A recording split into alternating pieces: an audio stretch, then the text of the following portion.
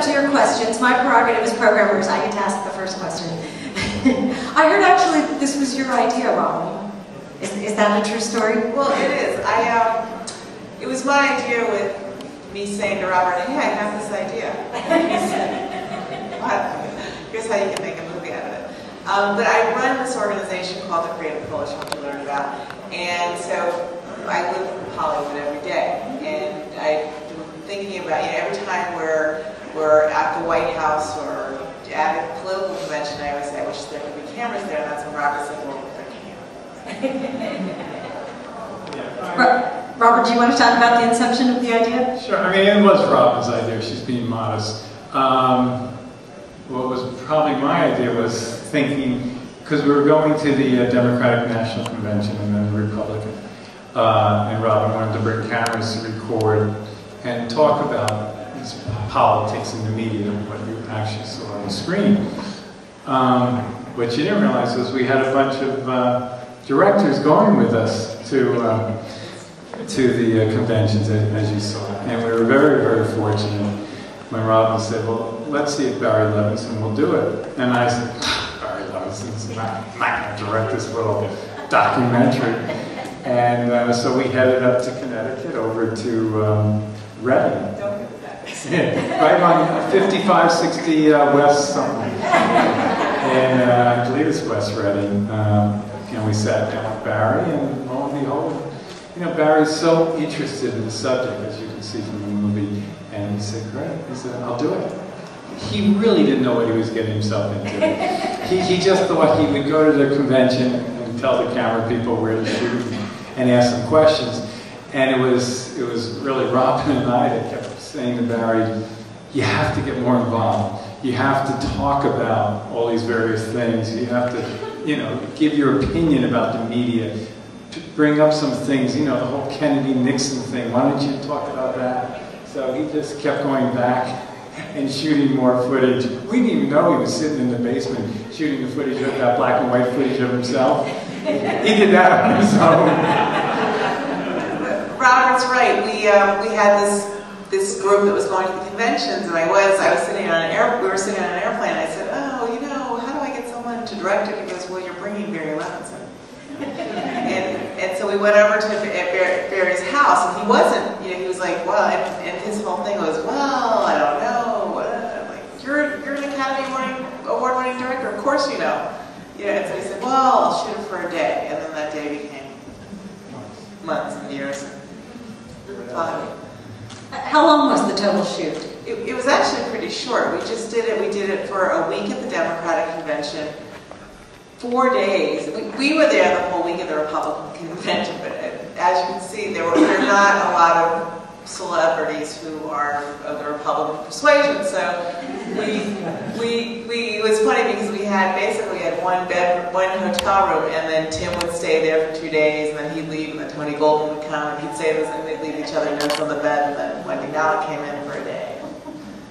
We were just together. It was hard to get the, it's nonpartisan. The Creative Coalition is actually a nonpartisan organization, but it is difficult to find actors who want to go to the Republican convention.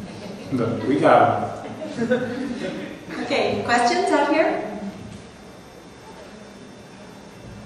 Who's the most influenced or aware of DVDs like Orwell or Rollover or Outfox? Have you seen those before? No, we don't watch movies. The question was if they were aware of films like Outfoxed and Orwell Rollover? Orwell would roll over. I know Outfoxed is Robert. It's Robert Greenwald. Yeah, Greenwald. Yeah. I mean, there's the office or the war room, right? It basically pointed out two of them how reality and perception of the issue of creating perception is much more important than creating reality. And I think that was continually the message that The movie actually started out way different. The movie really was, as you can see, it was more of a media and how media and politics and Hollywood all collide. And sort of, you know, really, Robert was the one who came, you know, we had this whole kind of mishmash of stuff. And the recurring theme was media and how media impacts it. Hi, Barry. Go back. Neither of us had ever worked with a director of his stature, so it was, you know, we would talk for an hour, saying, "No, you tell him. No, you tell him." And we would suggest very lightly to Barry, could you do more of this? Could you maybe investigate some of this? And he would say, "No, that's ridiculous." And then he'd come back with the next cut of the movie, and he did exactly what we had asked him to do. So he was listening, even though we thought he wasn't. So, did it go into a completely different direction than you thought it was going to? Not a completely different direction, but it certainly took on a broader picture than looking at the Democratic and Republican conventions and then ending at the inauguration. You know, as you saw, Barry really got into Joe the Plumber's story and, you know, the whole looking at Lincoln and Taft and all these older presidents. You know, he just made it much broader, which we thought was appropriate. How discriminatory is it in Hollywood for those who do have Republican beliefs to be able to be part of the system when it is known that they are Republican or active Republicans? You know, out-of-work actors say it's because they're because they're one political persuasion or the other. But you know, it hasn't affected a lot of people's careers. You know, it didn't affect Charlton Heston's career, and it didn't affect, you know, other Sonny Bono's, Arnold Schwarzenegger. I mean, you know, I don't know. You know, and the interesting thing is, well, I live this stuff every day, but if you look at campaign contributions, there's as much contributions from the left as to the right from Hollywood, because, you know, the executives and the companies play both sides. Another question? In the opening credits, when the film is called a film essay, I'm just wondering, is that the way that Barry Levinson was able to kind of expand his palette a little bit and be personal and get into a lot of different layers rather than just reportage?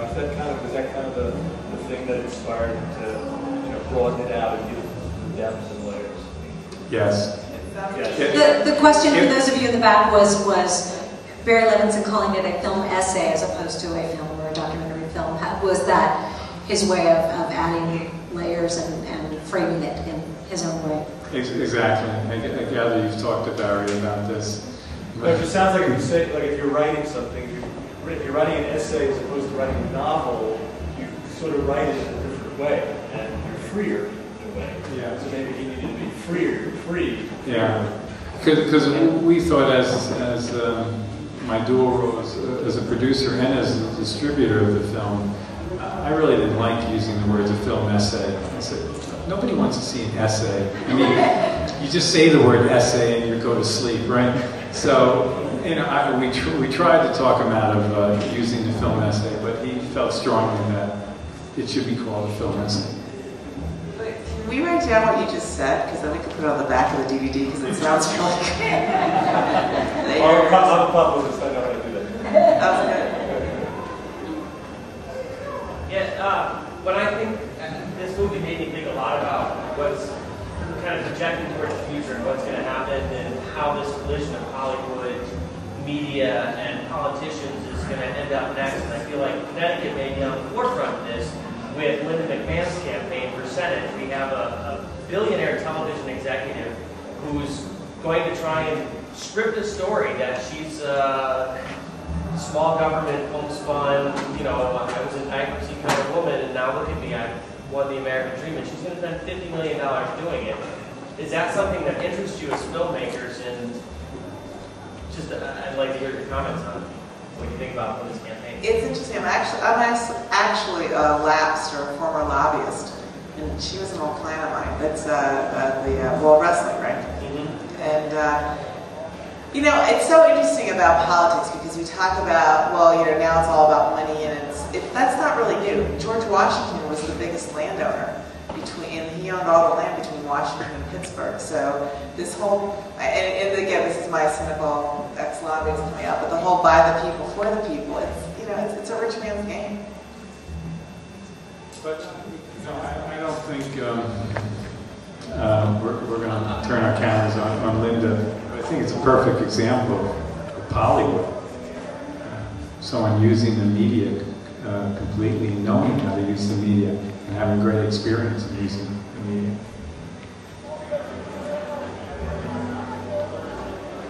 I love it. It seems to be an intensely personal film about a guy who was profoundly ambivalent, if I can even use that oxymoron, profoundly ambivalent about television. But it also seems like you had to sort of shoulder Levinson into this. So I didn't know that. I mean, I just assumed that it was his idea that Genesis came from him, and he's been thinking since 1959 about television and how screwed up the whole thing is compared to where it might have gone and where it actually wound up. Did he come to that during the making of this documentary? Was he already there, and this was brought out? No, look, if you know Barry's movies, he's been thinking about this a long time. I mean, Wag the Dog is such a great example. So Barry is a very serious thinker. He's very intelligent. So I'm sure he's been thinking about these things for many, many years. It just took us to kind of push him to say, get personal. Barry, they want to hear from you. We don't want to just see, the landscape of these conventions, and we don't want to be an arm's length back. We don't want the audience to be an arm's length back. Barry, we want you to be right there with it. We want you to be personal. And he got personal. I mean, he had this information. It just took some pushing to get him to open up in front of the camera and say that, this guy's used to being behind the camera. He's working with the biggest names in Hollywood. I don't think he's been, he usually takes a very small part in some of his movies, but besides that, he's really not used to being on camera. One more question. Nobody? Yes. I love the movie, but do you have any unease that the movie itself, its attention comes from having a celebrity director, a cast of all-stars, you have a cast roll at the end as if it was a Hollywood movie? Wait, do we have any wrong? Unease, or guilt even, or just guilt. You're playing you play this the is a movie. film festival. Yeah, we wanted to sell a movie, and when we were first talking about it, there are 7 million gossip magazines that are sold every week. Yeah, there's a story there. People want to look at it, and we try to go under the skirt and behind the scenes as much as we could. And one thing I want to do credit to the actors there was no hair and makeup. They signed, they all signed the releases, and you have to, these are the actors getting real and being willing to be vulnerable in front of the camera. And to Barry, I mean, this was run and gun. And, we would be at 11 o'clock at night going, hey, Barry, you got to get down to the lobby and see this. You're not going to believe it. So they really were great about it. No, there's not a lot of guilt. Look, we're part of it. We're all part of it. And we want the film to be seen. And it certainly helps to have Anne Hathaway and Susan Sarandon and will.i.am and all the rest in the movie. Otherwise, if it was just us talking to Barry, you guys wouldn't even be here. I mean, you thought Barry was coming tonight, too, right? Let's be honest.